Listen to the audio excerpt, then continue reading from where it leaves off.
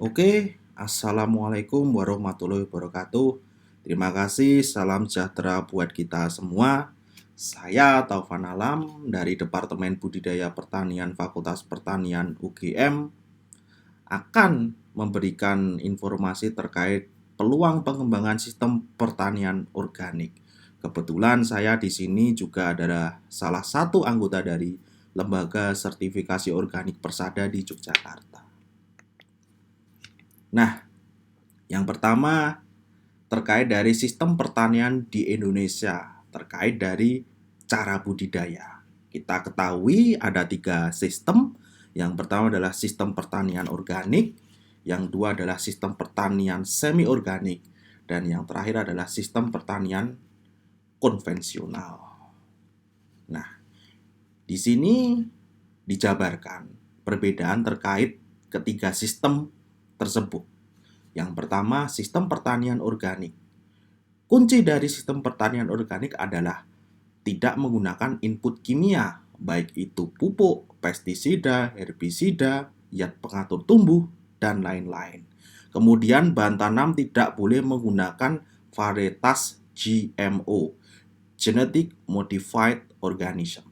Contohnya adalah kedelai yang berasal dari Amerika. Apa itu GMO? GMO itu sendiri adalah varietas yang dirakit dia menggunakan bioteknologi pertanian. Jadi dia disisipi oleh gen-gen ketahanan tertentu. Nah, yang kedua adalah sistem pertanian semi organik.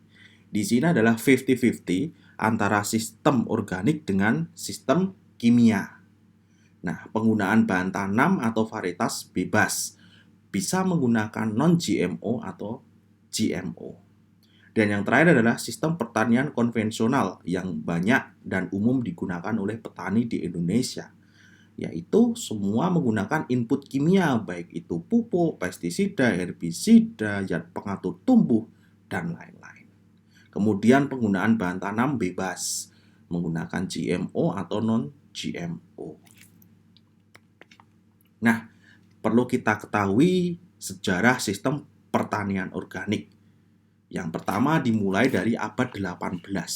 Di sini ditemukan pupuk sintetis pertama, yaitu super fosfat kandungan P. Kemudian beranjak tahun 1920 sampai dengan 1940 itu ditemukan pestisida kimia. Nah, kemudian di sini sistem pertanian organik sudah mulai muncul dan mulai dikembangkan. Nah, periode tahun 1950 sampai dengan 1980-an ini terjadi sebuah revolusi hijau. Indonesia juga termasuk di situ di dalamnya. Di sini menggunakan bahan input kimia besar-besaran untuk mendongkrak hasil pertanian.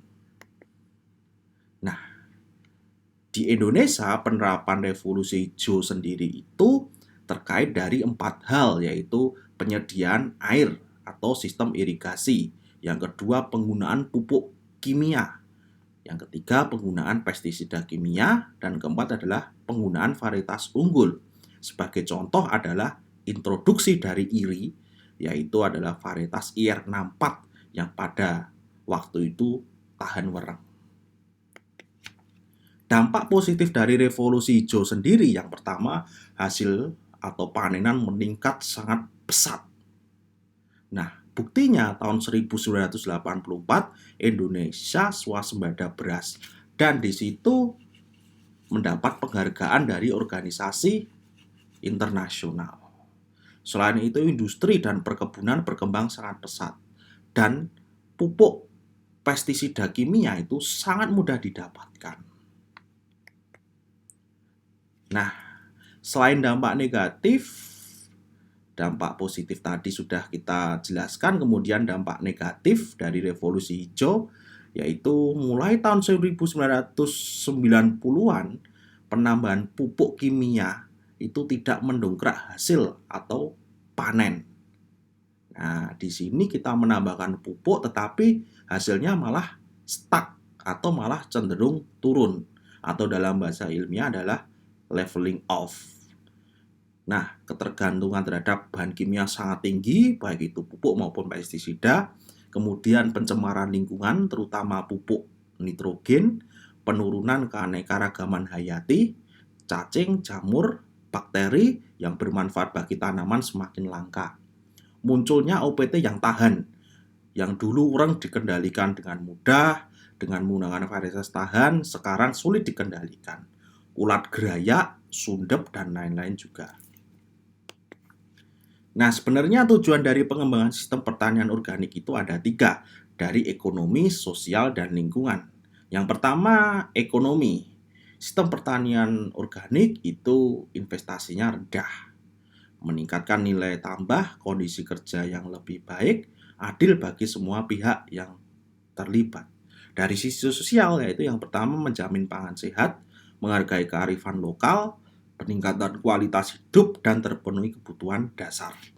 Yang terakhir dari faktor lingkungan, kelestarian lingkungan, produk aman dikonsumsi, dan terjadi keseimbangan antara pertanian dan peternakan. Peternakan mensuplai pupuk organik atau pupuk kandang bagi pertanian. Nah, keuntungan dari pengembangan sistem pertanian organik itu sendiri yang pertama adalah tadi sudah dijelaskan dari aspek lingkungan, kesuburan tanah, dan keanekaragaman hayati meningkat. Pasar terbuka lebar.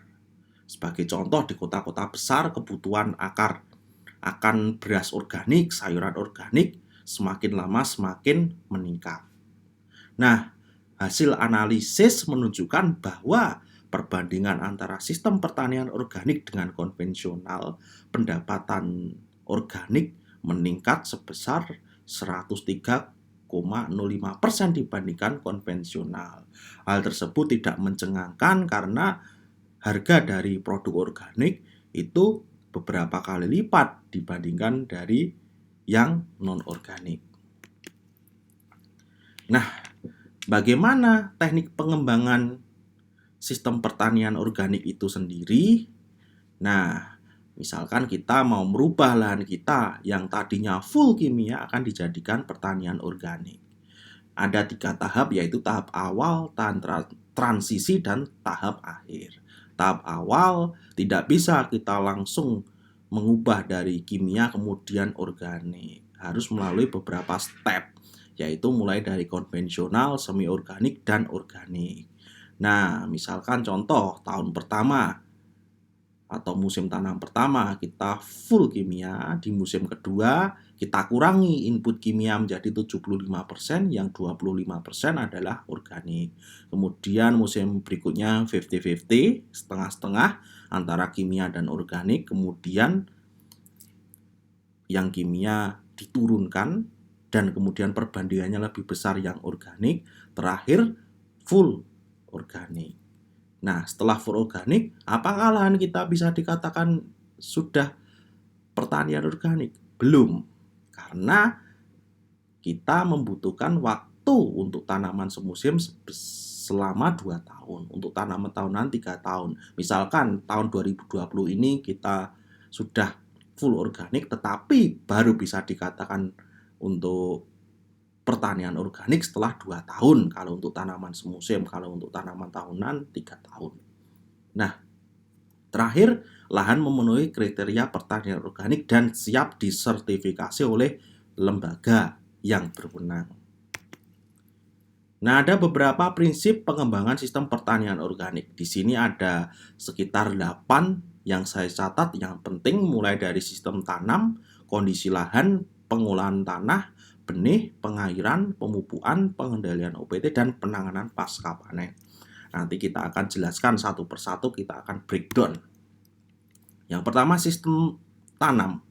Disarankan pengaturan sistem tanam itu adalah sistem multiple cropping, tumpang sari. Karena apa? Karena di sini ada saling sinergitas. Contohnya antara jagung dan kedelai. Nah, jagung mendapat keuntungan dari kedelai terkait dari kedelai bisa meningkatkan kandungan nitrogen di dalam tanah. Jagung kemudian bisa memberikan keuntungan bagi kedelai terkait dari naungan yang diberikan ke kedelai. Karena kita ketahui bahwa kedelai adalah tanaman yang agak suka naungan. Nah, karena dia termasuk dalam tanaman C3. Kemudian pengaturan pola tanam. Misalkan dalam setahun padi, kedelai, atau jagung. Kenapa? Di sini bertujuan untuk menjaga kesuburan. Yang kedua, memutus siklus OPT. Misalkan pada saat musim tanam kedua kita tanam padi, kemudian kena wereng, kemudian kita lanjutkan dengan pertanaman palawija atau legume, itu di sini otomatis wereng siklusnya akan terhenti di situ. Nah, itu pentingnya pengaturan pola tanam. Kondisi lahan. Sebaiknya mengumpul dalam satu hamparan yang sangat luas. Ada pemisah lahan yang tegas antara sistem organik dan organik. Di sini contohnya misalkan seperti ini. Nah, dikhawatirkan lahan yang non-organik ini sendiri dengan segala macam bentuk kimia yang ada di dalamnya akan mencemari dari sistem pertanian organik kita. Nah, di sini misalkan nanti ada lembaga yang mensertifikat menemukan hal tersebut, berakibat bahwa lahan kita tidak lolos dalam sertifikasi organik. Nah, kemudian lahan yang mengumpul itu akan meminimalisir pencemaran lingkungan dari lahan tetangga dan meminimalisir biaya sertifikat organik. Karena untuk biaya sertifikasi organik itu juga tidak murah. Kalau kita bareng-bareng, kalau kita bersama-sama, maka bisa dibagi antar anggota kelompok tani. Nah, pengolahan lahan diusahakan meminimalisir pengolahan tanah dan mekanisasi.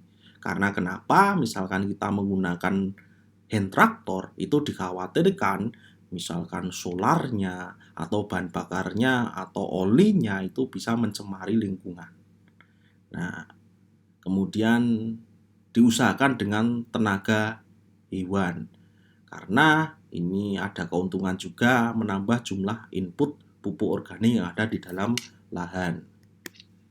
Penggunaan benih, seperti yang sudah saya jelaskan tadi, tidak boleh menggunakan benih GMO, Genetic Modified Organism, benih yang berasal dari produk bioteknologi, yang di dalamnya disisipi oleh gen, misalkan gen ketahanan terhadap kekeringan, terhadap OPT tertentu. Disarankan menggunakan varietas lokal, contoh adalah rojo lele, kalau di Jogja menor atau segreng. Nah, kenapa? Varietas lokal itu sangat efisien terhadap pupuk, sedangkan varietas hibrida itu boros pupuk. Nah, sifat dari pertanian organik itu sendiri, kandungan tanah yang pada pertanian organik biasanya lebih rendah dibandingkan dengan yang konvensional. Ya, barang tentu karena yang konvensional itu input kimianya lebih tinggi. Makanya kita menggunakan varietas lokal yang efisien terhadap pupuk.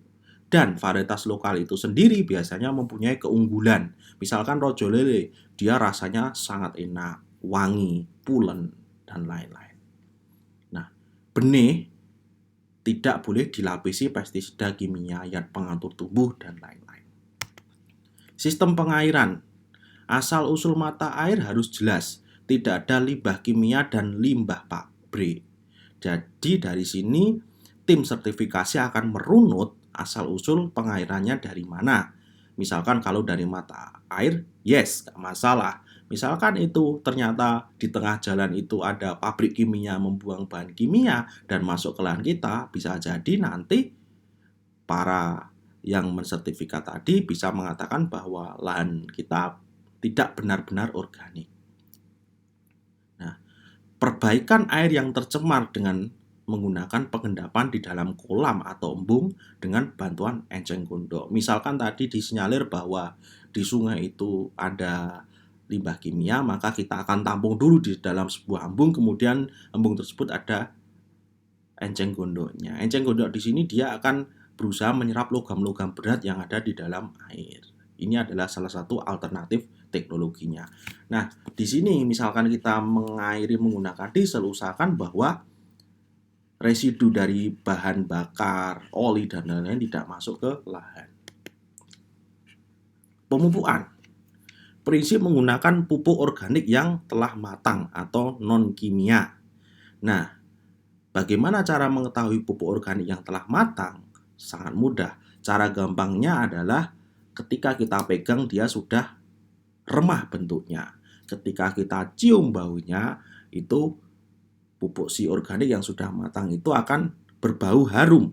Dia tidak bau seperti bau amonia. Nah, itu kalau misalkan masih berbau amonia, itu tandanya dia belum jadi.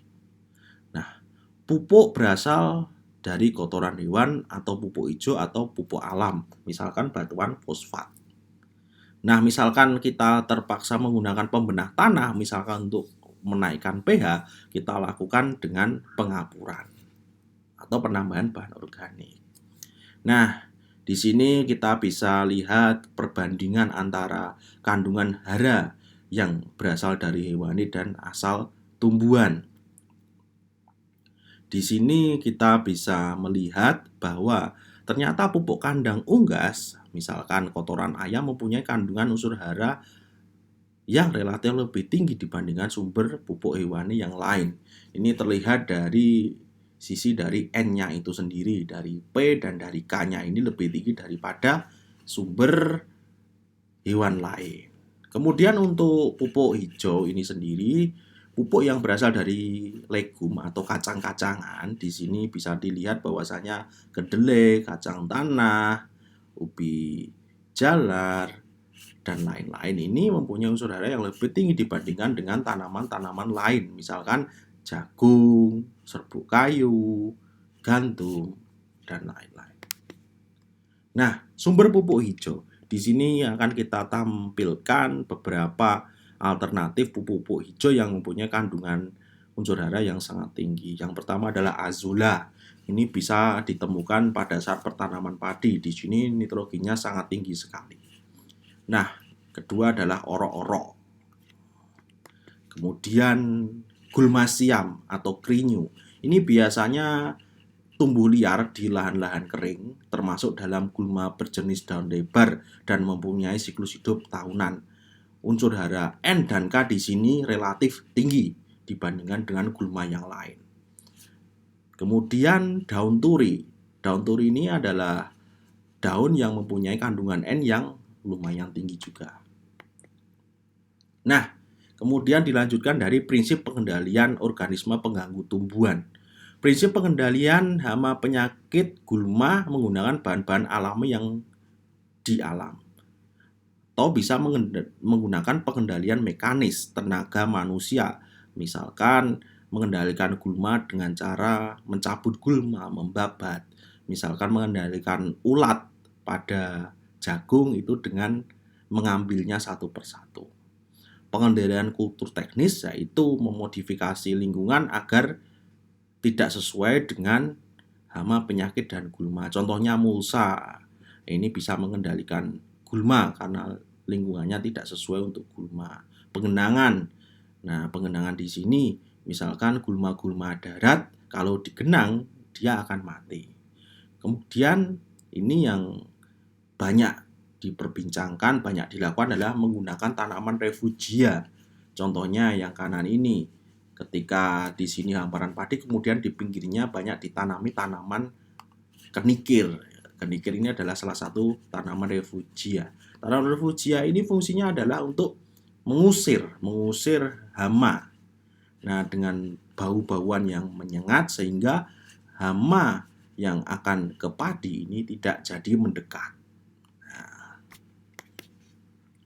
Nah, contoh sumber-sumber bahan alami yang bisa digunakan untuk mengendalikan hama dan penyakit, yaitu yang pertama adalah tembakau, yang kedua daun mimba, ketiga umbi gadung, keempat brotowali. Nah, di sini misalkan kita mau menggunakan tembakau, ini misalkan perbandingannya adalah 1 kilo tembakau dengan 1 liter air direndam sehari semalam atau 2 hari 2 malam, kemudian cairannya diencerkan dengan konsentrasi sebesar 1:50, kemudian disemprotkan ke tanaman. Nah, ini efektif untuk mengendalikan hama dan penyakit. Begitu pula dengan daun mimba. Kalau daun mimba ini sendiri akan lebih baik ketika perbandingan. Misalkan 1 kilo daun mimba, 1 kilo air, 1 liter air, kemudian kita kita rebus atau kita daun mimbanya ditumbuk kemudian dicampurkan dengan air, konsentratnya kita ambil, kita encerkan 51 banding 50 liter air, kemudian baru diaplikasikan ke tanaman. Begitu pula dengan umbi gadung dan brotowali. Umbi gadung cukup direndam di dalam air. Untuk brotowali sebaiknya kita rebus dulu. Caranya kemudian seperti tadi kita encerkan, kemudian kita aplikasikan ke tanaman yang terkena hama dan penyakit tadi. Nah, ada satu tips bahwasanya ketika kita mengendalikan hama dan penyakit sebaiknya kita lakukan pada sore hari, misalkan menyemprot. Karena apa? Karena beberapa hama dan itu dia munculnya pada saat malam hari. Contohnya adalah ulat. Nah, itu ketika kita semprot pada pagi hari, kondisi terik pada siangnya itu malah akan menguapkan dari si pestisida alami kita. Beda kalau kita aplikasikan pada saat sore hari, tidak ada sinar mataharinya, tidak ada transpirasi atau evaporasinya rendah, sehingga pada saat si ulat itu muncul kemudian terkena bahan alami ini tadi, pestisida alami ini tadi, sehingga akan cepat mati. Nah, terkait dari penanganan pasca panen. Nah, ketika lahan sudah disertifikasi organik, itu si kelompok yang mengajukan tadi lulus itu sudah boleh menggunakan logo bahwa dia adalah organik. Biasanya menggunakan logo dari si pensertifikasi itu sendiri. Nah, untuk bahan sendiri, bahan kemasan dari bahan yang dapat diuraikan oleh mikroorganisme, biodegradable materials, bahan hasil daur ulang, recycle material, atau bahan yang dapat didaur ulang. Nah, tempat penyimpanan harus khusus dan steril dari bahan kimia, misalkan di gudang. Gudang tidak boleh itu kemudian kemarin untuk menyimpan pupuk kimia, kemudian untuk menyimpan produk organik. Itu disinyalir nanti akan memberikan residu bagi produk organik kita.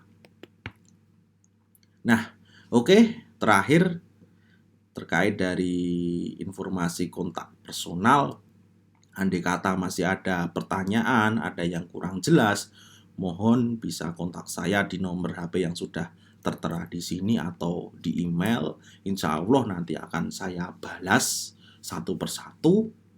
Nah, urut dengan urutan, atau bisa datang ke kantor kami di Departemen Budidaya Pertanian Fakultas Pertanian UGM.